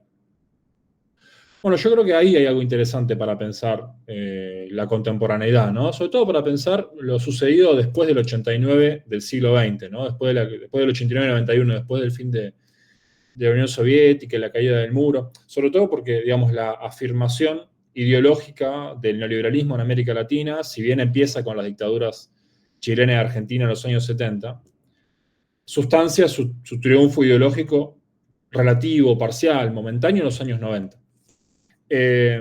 Y, digamos, los años 90, con el balance de la caída del muro y con el balance final de las derrotas político-militares de los años 70, lo que terminaron haciendo fue invalidar toda una serie de alternativas políticas como históricamente irracionales, ¿no? En ese sentido, entró el conjunto de la izquierda, ¿no? en todo su abanico, desde la izquierda insurreccional hasta la izquierda parlamentaria. Y yo creo que en ese sentido el texto nos permite pensar una apertura en ese sentido. Por un lado, nos permite ver las limitaciones de los movimientos realmente existentes. Por otro lado, nos permite leer también que aquellos que hoy se nos presentan como los resultados históricos de una situación no son indefectibles, no eran los únicos posibles, y están todos sujetos a una evaluación política que nos permite construir otras formas, ¿no? Yo creo que esa es una enseñanza muy productiva de este cuaderno. Y por eso yo decía que es importante leerlo todo el tiempo desde la perspectiva estratégica. Siempre hay que leer estos textos pensando Gramsci es un dirigente comunista que está interviniendo indirectamente en el debate comunista internacional, y que lo está haciendo a contramano de los acontecimientos. Es decir, Gramsci está intentando deconstruir la derrota. La derrota se produjo entre el 22, el 29 y el 32. Se va a sustanciar en el 33 con el ascenso definitivo del nazismo en Alemania, en el 36-39 con la derrota republicana en España, ¿no? Estoy pensando en Europa. Pero bueno, dice, ahí está la posibilidad de desarmar la derrota y pensarla como algo no ineluctable, ¿no? Y quizás la filosofía de Croce es una filosofía de la estabilización de la derrota de las fuerzas populares. La derrota era la única posible y hay que agarrar lo que nos dé el dominio burgués, sea lo que sea, y eso es la libertad. Ese es el relato de Croce. Me parece que sirve para lo contemporáneo. Y en cambio, dice Gramsci, no. Lo que nos ofrece la ideología burguesa como libertad y como única alternativa son los saldos de nuestra propia derrota. No podemos transformarlo de forma mágica. La transformación de esa derrota en otra cosa es la organización, ¿no? Y por eso Gramsci, no casualmente, en simultáneo el cuaderno 10, que es el cuaderno donde yo veo los fundamentos filosóficos de la revolución pasiva, escribe un cuaderno 11, que es el cuaderno de los fundamentos filosóficos del marxismo como un movimiento creador, ¿no? Creador de realidad, ¿no? Productor de verdad, en el sentido de la tesis sobre Feuerbach. Y al mismo tiempo escribe el cuaderno 12 sobre los intelectuales, que ayuda a pensar la dominación, pero ayuda a pensar la revolución. Y en el mismo momento escribe el cuaderno 13, que es el cuaderno de la organización política. Gramsci abre el cuaderno 13 diciendo: transformación es organización. Y la organización es fundación de una fuerza social en cuanto sujeto político y es la vía de transformación, ¿no? Y piensa así la Revolución Rusa. Croce es la respuesta, dice Gramsci en el cuaderno 10, a la clase obrera finalmente organizada como Estado. Es decir, frente a un mega desafío de la clase obrera, a la burguesía como clase internacional. Entonces me parece que en ese sentido, quizás hay que leer este cuaderno no desde el derrotismo de ganó Croce, ganó el fascismo, sino hay que leer este cuaderno desde la alternativa política del cuaderno 11, del marxismo como filosofía de una historia abierta, de una historia que se produce con el conflicto y que por ende el resultado nunca está puesto. Y que toda institución es una institución histórica, es una institución sujeta a una correlación de fuerzas que la puede transformar, o la puede destruir, o la puede afirmar. Y con el cuaderno 13 también en la mano, que es el cuaderno que dice: el marxismo es una filosofía de la organización, ¿no? Marx nos legó la enseñanza filosófica de que la historia se construye, y Lenin es el tipo que nos dijo: organicémonos de esta forma, en esa coyuntura de la clase obrera, ¿no? Entonces, Lenin quizás no nos sirve ahora, pero nos sirve entender las lecciones de Lenin en su contexto. En función de la organización pensada como una organización militar, es decir, una organización a nivel institucional, pero también una organización de la cultura, ¿no? Y ahí entra el cuaderno 12 y la importancia de nuevo del cuaderno 11. Así que me parece que por ahí uno puede, ¿no?, integrar todas estas dimensiones, ¿no?, de cuál es la revolución entre la revolución pasiva y la reacción, qué significa la historia ético-política como respuesta regresiva de la filosofía burguesa a la revolución rusa, al movimiento obrero y a su filosofía revolucionaria, el marxismo. Y por último, Yolina nos incitaba a que hablemos de historia integral, ¿no? Y ahí ya dejo la palabra, si puede hablar el compañero.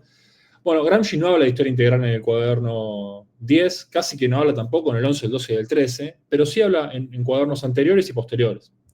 Y justamente dice algo ahí, lo dice en el cuaderno 3, y después lo retoma en el cuaderno 25.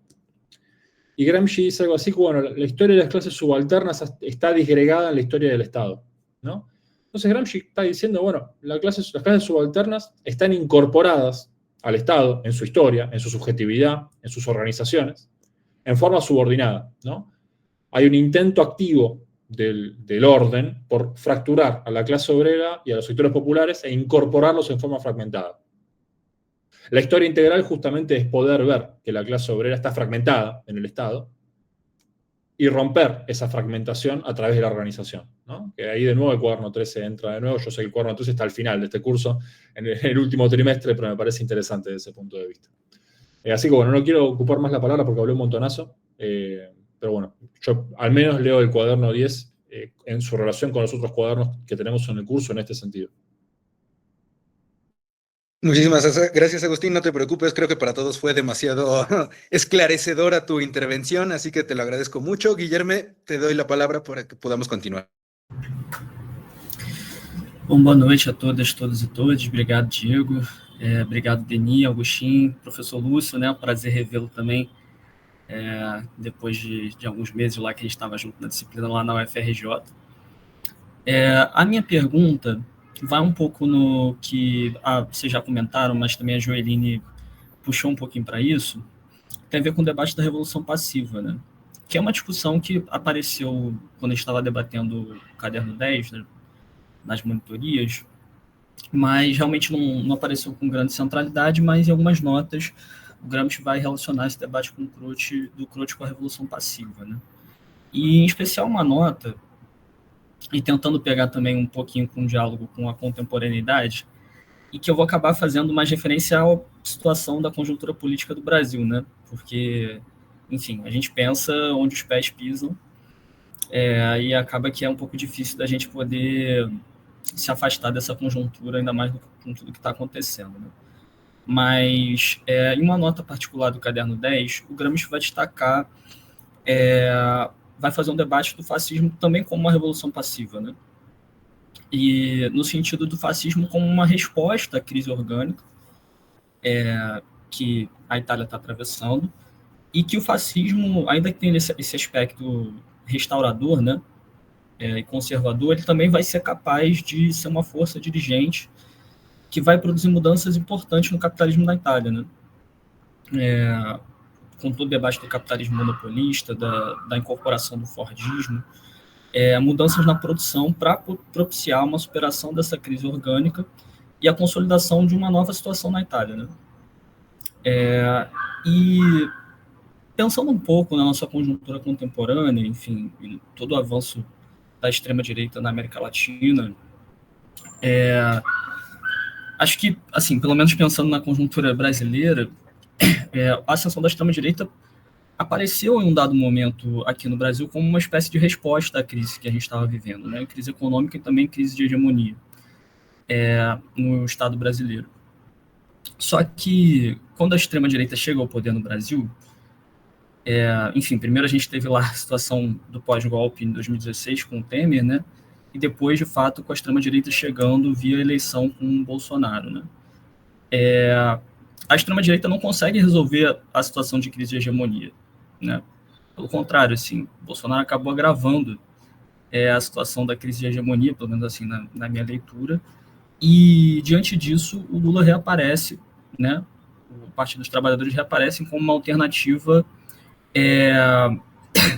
vamos dizer assim, no cardápio das classes dominantes, né? Para tentar solucionar essa crise de hegemonia e tentar fazer avançar o conjunto de mudanças que as classes dominantes estavam exigindo, né, que já estavam acontecendo desde o Michel Temer, em 2016, e que precisavam avançar para tentar superar essa crise orgânica, né? E, enfim, acho que o que bate um pouco de desespero para todo mundo, né, para os brasileiros, enfim, o Augustin comentou que está vivendo sobre essa situação aí com o Milei, né, a gente entende perfeitamente que foi isso, porque a gente viveu isso até alguns poucos anos atrás, é que a popularidade do Lula está cada vez mais baixa, né? Inclusive, recentemente teve uma situação de que, se eu não me engano, teve um percentual, o governo do Lula está com um percentual de rejeição de mais 50%, né? O que é um fato inédito, né, na história do Brasil, em comparação aos outros governos do PT, né? E, diante disso, enfim, volta um medo de que a extrema-direita possa voltar a se apresentar como uma solução, não mais via o Bolsonaro, eu acho que ele, né, tá indo por água abaixo, mas através de outras figuras e outras lideranças políticas, que a extrema-direita possa voltar a se apresentar como uma alternativa para as classes dominantes para poder produzir essa superação da crise, né? Então, a minha pergunta vai no sentido de, na cena contemporânea, na América Latina, em que medida a gente pode pensar hoje no... Enfim, aí tem todo um debate, se a gente chama isso de neofascismo, né, ou de...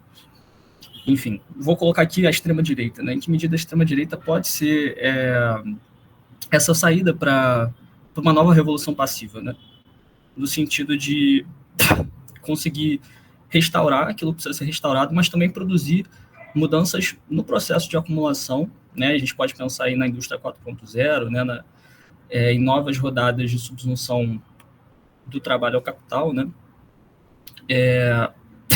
e superar essa crise de hegemonia. Gracias, Guillermo. Yo entendí perfecto, me parece que todos los demás también. Lucio, Denis, Agustín, ¿alguno quisiera responder? Lucio, adelante. Vou falar só sobre a relação entre revolução passiva e massas populares, e revolução passiva e fascismo. Para Gramsci, a revolução passiva, sim, tem o elemento dominante é a exclusão das massas na atividade política protagonista, dirigente. Mas isso não quer dizer que ele considere que o fascismo não está tendo uma política de inclusão das massas. Também o fascismo está incluindo as massas. Só que a inclusão das massas não é como força política dirigente. A inclusão das massas é como força econômica, como força participativa de tipo corporativo, e essa inclusão das massas é a partir da submissão e a obediência às diretrizes do núcleo dominante da alternativa fascista. Então, o que Gramsci, quando fala que a revolução passiva é uma concepção da história que exclui as massas, não significa que desconheça as outras formas de inclusão das massas, mas Gramsci quer uma inclusão autônoma e autodeterminada com direção política própria das massas. Isso que tem muita relação com estas situações das ultradireitas que agora estão se colocando, né? Revolução passiva tem duas partes, né? Revolução e passiva. Revolução quer dizer que, motivado pelas transformações que estão acontecendo numa determinada época, uma classe quer participar dessas inovações, dessas transformações, que é o caso de Trump hoje. Trump quer dizer, estimulado pelos avanços da China, quer que a sociedade dos Estados Unidos também recupere uma modernidade que está perdendo como sociedade, como economia, como potência. Ele quer isso, mas quer de um jeito que não tem uma proposta de transformação verdadeira. E quer, sim, a inclusão das massas. Ao contrário, ele quer o apoio e está procurando o apoio das massas mais atrasadas, mais desorganizadas, mais despolitizadas. Então, essa é a primeira questão, né? Revolução passiva significa que um grupo dirigente quer recuperar uma política de modernização, de transformações de modernização na sua sociedade. E o que estamos olhando com essa política de Trump, com a política de Milley, ou com a política de Bolsonaro, é que eles não têm projeto de transformação, de uma modernização verdadeira. O projeto deles é concentrar mais a riqueza,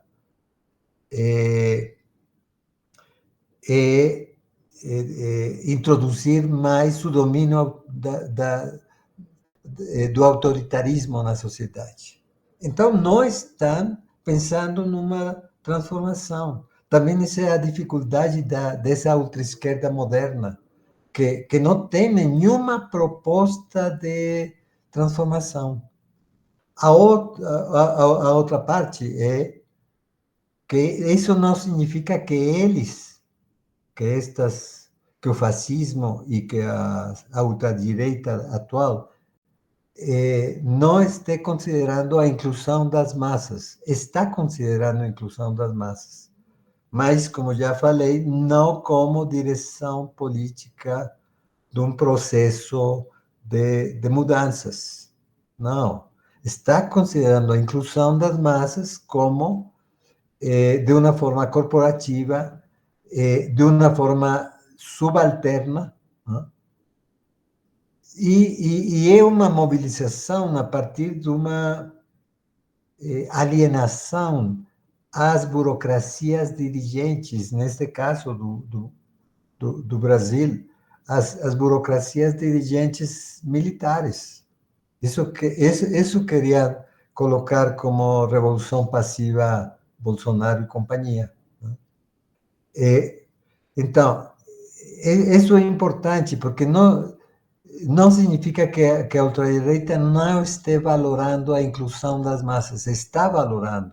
Só que justamente é importante a leitura desse caderno 10 para mostrar como Gramsci está pensando uma inclusão das massas protagonista, dirigente, a partir da sua própria organização e seu próprio desenvolvimento político. Essa é a grande diferença. Gramsci quer que as classes trabalhadoras e as classes camponesas da Itália sejam protagonistas, e protagonistas conscientes, autônomas e dirigentes. Isso que o fascismo não está fazendo, né, nesse momento. Isso que a ultradireita hoje não quer, né? Ele quer massas manipuladas, massas...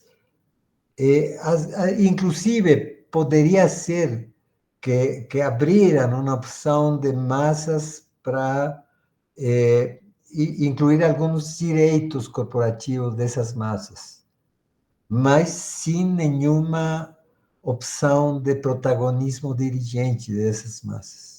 Isso é muito importante entender, que a revolução passiva é uma opção da classe capitalista para renovar a sua dominação na sociedade. E que a revolução, que nesse caso o conceito de revolução é muito forte pela época que a Europa estava vivendo, né? Hoje poderíamos falar de uma luta pela emancipação, de uma luta transformadora, né? Onde as massas têm que ser o ator definitório da disputa hegemônica. Quando Guilherme estava falando que Lula está descendo na popularidade, né? Aí tem a ver com que Lula é um grande dirigente político popular, só que ele opta pelo equilibrismo, quer dizer, não coloca as massas no meio da luta, coloca a alta política no meio da luta. E está avançando nesse sentido. Agora, o juízo contra o atentado de golpe de Estado do 8 de janeiro está sendo um juízo muito bom para o Brasil, muito importante. Pela primeira vez na história, está acontecendo um enjuiciamento dos militares, altos militares, né? De um presidente da República como dirigente desses militares. Agora, está avançando na política, mas achando que, sem incluir as massas, pode fazer esse avanço. Aí está o problema. E esse problema está gerando a contradição que Guilherme falava, né? Um momento ótimo para o Brasil, de avanço político, né? Com esse juízo, esse enjuiciamento aos militares golpistas, né? Um grande avanço político, mas as massas não estão nem aí. Por isso, também essa na popularidade, é porque as massas não estão aí, onde deveriam estar, numa luta política para ver que é a direção política de um país. Então, eu acho que aí Gramsci tem muito a dizer, a importância de incluir as massas como elementos, como atores, como sujeitos da política. Isso é que não só a ultradireita não está fazendo, mas estamos vendo que bastantes propostas progressistas não estão considerando isso, né? Não estão considerando a inclusão das massas como protagonistas políticos. Esse é o grande problema. Então, estamos numa crise, por isso a crise é orgânica do Estado, porque não tem saída imediata. As saídas são para reequilibrar esse equilíbrio de forças, esses impasses, mas não para encontrar uma alternativa. Por isso eu falava que o lugar onde está acontecendo uma outra coisa é o México, hoje. O México, onde as massas estão coparticipando com as políticas do governo. Até onde, com que grau de avanço na própria organização, na própria projeto histórico, político. Isso está em jogo, né? Ainda não está definido. Mas podemos dizer que no México as massas estão confluindo ativamente com as políticas de transformação. Mas é um caso especial. É um caso que não está acontecendo em outros países, incluso avançados, né? Como Colômbia, como Honduras, que estão tentando fazer também uma transformação. Mas o que aconteceu ontem, né, em Bogotá? Que chegaram passeatas grandes de indígenas, entraram no centro de Bogotá falando: nós estamos aqui para participar da política do governo. Não estamos contra o governo, estamos para motivar o governo, para mexer com o governo atual. Então, aí, olha que interessante, num país como Colômbia, as massas estão dizendo: não aceitamos ficar fora da política, queremos ficar dentro da atividade política. Tomara que isso acontecesse na Argentina ou no Brasil, né? Onde no Brasil as massas estão nem aí. Esse é o problema, né? E na Argentina estão lutando, mas ainda a hegemonia ideológica da direita está atrapalhando muitas faixas da sociedade. Então, toda esta leitura que estamos fazendo do caderno isso é muito importante para a nossa realidade atual, ¿no? Da América Latina. Doctor. Bueno, en este caso yo también quisiera intervenir un poco más que como moderador, justamente insistir en este tema. Como ya mencionaba el doctor Lucio, la revolución pasiva no implica que las masas no figuren o que no estén presentes, justamente, y eso es un asunto que tenemos que tener muy presente, como les comentaba un poco en la monitoría de la semana pasada, en las nuevas derechas. Cómo estas nuevas derechas han aprendido también a servirse de los repertorios de la acción social, de los movimientos sociales, para poder tener cierto uso, si queremos verlo así, aunque suene un poco feo, de las masas, pero de las masas subordinadas, sin autonomía, de las masas como fuerza incluso meramente electoral, masas que se quedan o que son relegadas a esto que Gramsci llama la pequeña política, la política de lo local, de lo cotidiano, de lo inmediato, apartándolos de la gran política, de los procesos de decisión y construcción del Estado.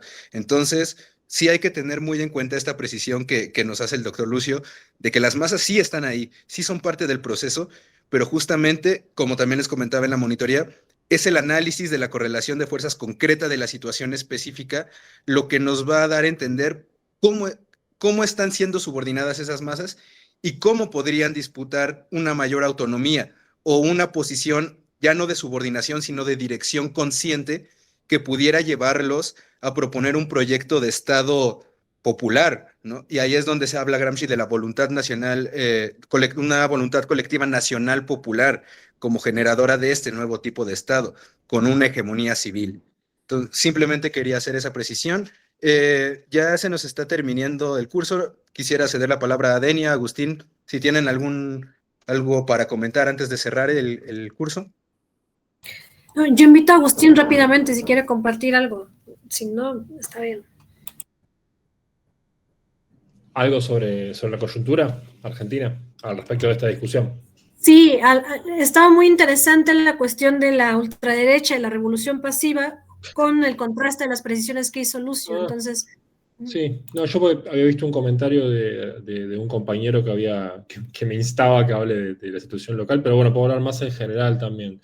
Yo ahí creo, como un poco decía Lucio, que hay que un poco diferenciar una coyuntura o una fase que uno puede caracterizar como revolución pasiva de una situación de ofensiva abierta de las clases dominantes.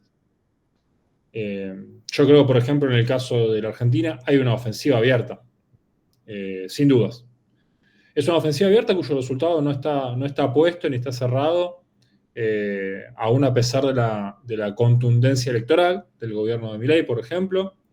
Yo creo que justamente las idas y vueltas de estos procesos se ven en los cambios de signo político que ha habido en los últimos 10 años en América Latina en general, ¿no? Es decir, hemos visto que tanto en Brasil como en Chile como en Uruguay, por citar los 3 casos limítrofes de la Argentina, 3 de algunos casos limítrofes de la Argentina, hemos tenido no solo cambios de signos políticos en el gobierno que representan tendencias diferentes a las precedentes, sino que incluso, qué sé yo, tenemos el caso de Chile con las movilizaciones del 2019 que impusieron por fuerza callejera no solo una transición progresista, sino incluso pusieron sobre el tapete la discusión de la Constitución, que es en Chile un elemento que se viene discutiendo desde la sanción misma de la Constitución. Entonces yo creo que en ese sentido hay que poder leer eso. Yo creo que el concepto de revolución pasiva no sirve para todo en ese sentido. Yo creo que una premisa para poder entender, esta es mi opinión personal, no es mi forma de leerlo, el concepto, entonces no puedo hacerle decir a Gramsci cosas que Gramsci no podría decir. Yo creo que, al menos, como sí creo que dice Gramsci, para poder leer un concepto para poder leer la realidad en términos de revolución pasiva, tenemos que poder ver una fuerza antagonista activa y amenazante. Gramsci formula este concepto pensando en el comunismo internacional en los años 20 y 30, ¿no? Yo creo que podemos pensar en algo parecido en los años 70 del siglo XX, a lo largo, desde la Revolución Cubana, digamos, hasta fines de los 70 a nivel regional. Podemos pensar que hubo un periodo de fuerte amenaza obrero popular en América Latina que se cerró con un proceso de ofensiva, de contraofensiva burguesa, pero ahí yo no sé si pensaría en una revolución pasiva, por ejemplo, ¿no? Hubo una clara ofensiva de las clases dominantes que se tradujo en lo que Gramsci llamaría una guerra de movimientos. Es decir, hubo episodios de una violencia que no tiene que ver estrictamente con la revolución pasiva, pero, sin embargo, y acá es donde yo creo que el caso del fascismo italiano es interesante, Gramsci lee que el fascismo tuvo una fase extremadamente represiva al inicio para quebrar la relación de fuerzas y que el resto del ventenio fue una estabilización y una estatalización de esa situación de relación de fuerzas quebrada en el 22-26. Bueno, esa es una herramienta interesante, ¿no? Para pensar, Chile, por ejemplo, o incluso la Argentina, Brasil también, ¿no? Cómo en los 70 las dictaduras militares implementaron una violencia político-militar tremenda para romper una relación de fuerzas y después para estabilizar esa relación de fuerzas en formas estatales y después constitucionales. Bueno, yo creo que la coyuntura latinoamericana contemporánea es diferente de los años 20, es diferente de los años 70, sobre todo porque no hay una amenaza abierta de los sectores obreros populares ganando la calle. No hay un fuerte movimiento sindical que esté contestando más allá de la defensa, ¿no? Es decir, estamos en una fase que me parece más defensiva que ofensiva. Y yo al menos entiendo que la revolución pasiva es una respuesta burguesa a la ofensiva obrera y popular, y lo que estamos viendo ahora son reacciones defensivas, a veces fuertes, contundentes, pero defensivas al fin. Yo creo que en Chile yo creo que puede haber algo de eso. En la Argentina, como yo les decía antes, digamos, el gobierno de Milei, más allá de la figura extravagante de Milei, lo que hace es, la emergencia de Milei más bien catalizó una especie de frente único burgués que no encontraba su forma política en la Argentina para darle un golpe al movimiento obrero y popular, es decir, a los sindicatos por un lado y a los trabajadores informales por el otro, que era un intento que se venía intentando hacer desde hace 20 años y que no se lograba, y que finalmente parece que la burguesía encontró su frente de unidad atrás de una figura que parece extravagante, parece meramente un outsider, ¿no? Parece un loco, como él mismo se autoidentifica, y en realidad es el programa de la gran burguesía argentina, el histórico programa de la gran burguesía argentina, la derrota del movimiento obrero y la fractura de los movimientos sociales, donde ahora efectivamente ven la oportunidad para llevarlo a cabo, ¿no? Y para estabilizar esa derrota obrera y popular en un programa de reformas que permita legalizarlo, ¿no? En el sentido de construir la ley arriba de eso. Y en Argentina hace 2 años que está abierto esa coyuntura, que está efectivamente abierta, y el gobierno de Milei no está estabilizado en ese sentido. Me parece que es diferente a Trump en esa clave, ¿no? Trump parece mucho más estable, sobre todo en su relación con las bases populares, ¿no? Con los viejos sectores obreros del interior estadounidense, ¿no? De los heridos de la destrucción de la industria automotriz, ¿no? Todos esos sectores nacional mercado internistas u obreros tradicionales estadounidenses que son la base de apoyo de Trump y que lo fueron en el 2016. Bueno, en el caso de Milei yo creo que hay una particularidad ahí, ¿no? A diferencia de la internacional de la nueva derecha que ahora se está construyendo, ¿no? Que son Milei, Trump, Meloni, Bolsonaro, que digamos no está en el poder, pero sigue siendo una presencia importante. Hay una diferencia ahí con Milei. Milei no tiene apoyo callejero. No existe el apoyo callejero de Milei. Mientras el movimiento obrero de los sectores populares están organizados, ahora menos que antes, porque han sufrido los golpes de la ofensiva burguesa, no hay un movimiento popular mileísta, por decirlo de esa forma. No, sí hay elementos que son sentido común, pero son sentido común por la crisis del sistema de partidos argentino y por la crisis de la democracia argentina. Y porque el Estado argentino no ha sabido responder a las demandas de los trabajadores expulsados del mercado de trabajo formal. Y que por ende no se identifican más en los sindicatos, que son la estructura vertebral histórica de las clases populares argentinas. Entonces yo creo que, por ejemplo, en Argentina, que yo es el caso que conozco porque es el país en el que vivo, entonces no puedo hablar con autoridad de ningún otro caso, pero puedo hablar del nuestro. Creo que más bien asistimos a una crisis de identidad de la clase obrera, ¿no? Hay una crisis subjetiva de la clase obrera que es la plataforma para que la nueva derecha avance. Pero la nueva derecha está lejos, yo creo, de ser hegemónica en ese sentido. Pero bueno, no veo algo que pueda ser caracterizable como una revolución pasiva, sino como una ofensiva abierta de las clases dominantes y tentativo de resistencia popular, con limitaciones, con dificultades, con debilidades, pero al fin es eso, ¿no? Hay una fase, me parece, de lucha de clase más bien abierta, que se está mostrando incluso en la represión callejera. El gobierno de Milei ha recrudecido la represión contra las movilizaciones de una forma exponencial al respecto de toda la fase anterior. Entonces yo lo buscaría entender por ese lado, ¿no? Es decir, utilizando los conceptos que estamos trabajando, es una fase en la cual busca romperse una relación de fuerza histórica entre clases y es el tentativo por estatalizar una nueva relación de fuerzas regresiva, pero a partir de una ofensiva directa sobre los trabajadores, no a partir de un movimiento de integración de demandas. No está habiendo ni una integración de demandas. Solo se integran las demandas burguesas. No hay ninguna demanda integrada por parte de los sectores populares. Incluso los sectores del movimiento obrero organizado, los sindicatos históricamente colaboracionistas con el poder estatal, no están integrados. No están pudiendo ser integrados, aún a pesar de su voluntad. Y eso me parece que también construye un poco esa coyuntura. Bueno, no quiero extenderme más porque sé que teníamos poquito tiempo y gracias, Denny, por la incitación y gracias, compañeros y compañeras que habían comentado que querían escuchar algo de esto, porque bueno, siempre es lindo compartirlo y es lindo compartirlo en el espacio de compañeros y compañeras. Diego, ¿puedo? Si no hay problema por los demás participantes, adelante, doctor. Bueno, rápidamente, respecto a lo que dice Agustín, me preocuparon dos cosas. Uno, que la revolución pasiva surge como una respuesta a una situación donde hay un avance obrero popular, ¿no? Eh, mm, Creo que justamente el cuaderno 10 es una alerta de Gramsci en el sentido de que no necesariamente, puede ser preventivo, no solo una reacción frente a un avance obrero popular. Eso, una primera cuestión.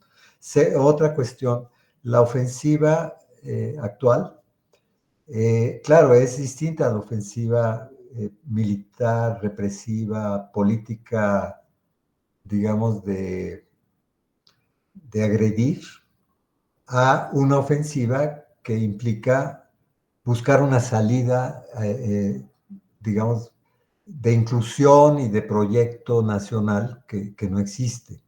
Entonces, pero cuando existe eso, ya sí se puede pensar una revolución pasiva de la propia burguesía, ¿no?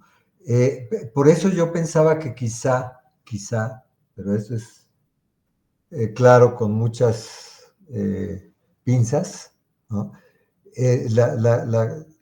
Trump podría verse como el articulador, el intento de articular una revolución pasiva en Estados Unidos frente, no porque haya una ofensiva obrero popular en Estados Unidos, no, pero sí en el mundo con China.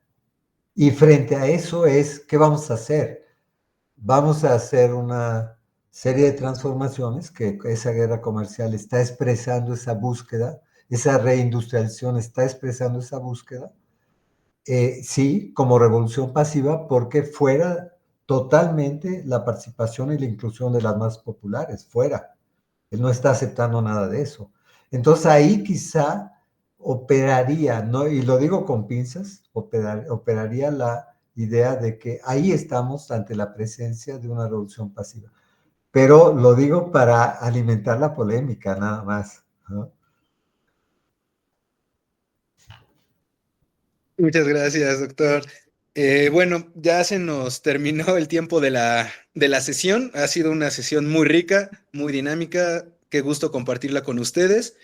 Y bueno, sin más, nos vemos la próxima semana en la monitoría que va a estar a cargo de Guillermo y mía nuevamente.